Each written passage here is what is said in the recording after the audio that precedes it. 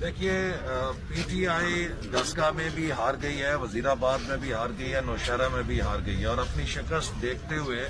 انہوں نے 23 polling station کے پریزائڈنگ آفیسرز کو انتظامیہ کے ساتھ مل کر اغوا کیا، جن کا رات بھر ریٹرننگ آفیسر اور الیکشن کمیشن تلاش کرتے رہے، اور صبح کے وقت انہیں جب پیش کیا گیا انتظامیہ کے ذریعے تو وہ جعل سازی کا رزلٹ لے کر آئے، اور اس میں جعل سازی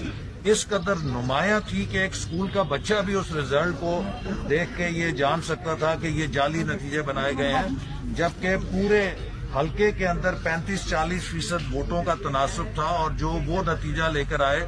اس میں 80-90% کاسٹنگ دکھائی گئی تھی، اور یہ شواہد دیکھ کے الیکشن کمیشن نے NA 75 کا نتیجے کا اعلان روک دیا ہے، اور اب وہ